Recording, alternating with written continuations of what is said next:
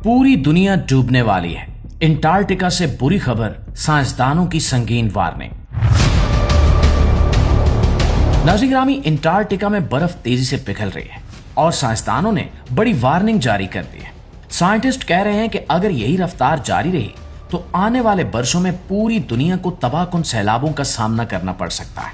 एक नई तहकीक में हैरानकुन इंकिशाफ हुआ कि गुज़श्ता 30 साल के दौरान अंटार्कटिका में बर्फ की बहुत बड़ी मिकदार पिघल चुकी है।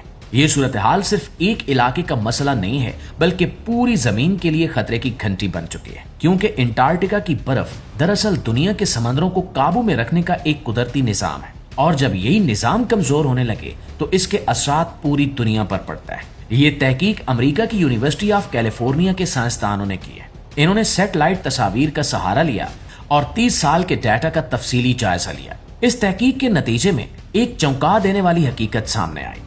साइंसदानों के मुताबिक सन 1996 से लेकर आज तक अंटार्कटिका में तकरीबन 5000 मुरब्बा मील बर्फानी परत पिघल चुकी है। अगर इस रकबे का अंदाजा लगाया जाए तो ये कई बड़े शहरों के बराबर बनता है। यानी जमीन के सबसे सर्द और महफूज समझे जाने वाले बरआज़म में बर्फ का ये तेजी से खत्म होना एक खतरनाक अलामत बन चुका है। माहिरीन ने इस तहकीक में एक खास जगह पर तवज्जो दी, जिसे ग्राउंडिंग लाइन कहा जाता है। ये वो मकाम है जहां बर्फ जमीन से अलग होकर समंदर के ऊपर तैरना शुरू कर देती है। ये जगह बहुत अहम होती है, क्योंकि इसी के जरिए ये अंदाजा लगाया जाता है कि बर्फानी शीट कितनी मजबूत है या कितनी कमजोर हो चुकी है। अगर ग्राउंडिंग लाइन पीछे हटने लगे तो इसका मतलब होता है कि बर्फानी चट्टानें टूट रही हैं और समंदर में शामिल हो रही हैं। तहकीक में एक तरफ कुछ उम्मीद की खबर भी दी गई है कि अंटार्कटिका के तकरीबन 77% साहली हिस्सों में अभी तक ग्राउंडिंग लाइन अपनी जगह बरकरार है, यानी इन इलाकों में बर्फ अभी भी मजबूत खड़ी है। लेकिन दूसरी तरफ कई ऐसे इलाके भी हैं जहां सूरत हाल तेजी से खराब हो रही है। कमजोर इलाकों में हर साल तकरीबन 170 मुरब्बा मील बर्फ खत्म हो रही है। ये रफ्तार अगर इसी तरह जारी रही तो आने वाले वक्त में इसके असरात पूरी दुनिया को हिलाकर रख देंगे।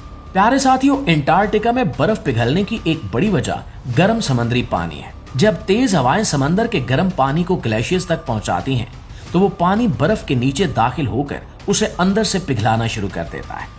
यानी बर्फ ऊपर से नहीं बल्कि नीचे से भी कमजोर हो रही है। यही वजह है कि कई बड़े ग्लेशियर्स अब पहले के मुकाबले में ज्यादा तेजी से टूट रहे हैं। नाज़रीन, साइंसदानों ने खास तौर पर मगरबी अंटार्कटिका के बारे में तशवीश जाहिर की है। उस इलाके में गर्म पानी मुसलसल बर्फ के नीचे बह रहा है और इसे आहिस्ता आहिस्ता खत्म कर रहा है। यानी यहाँ कई ग्लेशियर्स पीछे हट रहे हैं, जबकि अंटार्कटिका के जजीरा नुमा हिस्से में भी बर्फ के पीछे हटने का सिलसिला जारी है। लेकिन वहाँ इसकी असल वजह अभी पूरी तरह समझ नहीं आ सकी। माहिरीन कहते हैं कि अगर ये सूरत हाल जारी रही तो इसके असरात सबसे पहले समंदरों की सतह में इजाफे की सूरत में सामने आएंगे। जब इतनी बड़ी मिकदार में बर्फ पिघलकर समंदर में शामिल होती है तो पानी की सतह आहिस्ता आहिस्ता बुलंद होने लगती है। इसका मतलब यह है कि दुनिया के साहिली शहर सबसे पहले बड़े खतरे में आएंगे। कई बड़े शहर जो समंदर के करीब आबाद हैं, वो शदीद सैलाब की लपेट में आ सकते हैं। अंटार्कटिका में मौजूद एक खास ग्लेशियर इस वक्त दुनिया भर के साइंसदानों की तवज्जो का मरकज बना हुआ है। इस ग्लेशियर को थ्वाइट्स ग्लेशियर कहा जाता है और इसे डूम्सडे ग्लेशियर यानी कयामत का ग्लेशियर भी कहा जाता है। इस नाम की वजह यह है कि अगर ये ग्लेशियर मुकम्मल तौर पर टूट गया तो पूरी दुनिया में भयानक तबाही होगी। साइंसदानों के मुताबिक इस खतरे को अभी भी कम किया जा सकता है अगर दुनिया फौरी इक़दामात करे तो। लेकिन अगर हालात को नजरअंदाज किया गया तो आने वाले बरसों में तबाहकुन सैलाब दुनिया के कई हिस्सों को अपनी लपेट में ले सकते हैं। इस हवाले से आप क्या कहना चाहेंगे? कमेंट में हमें जरूर बताइए।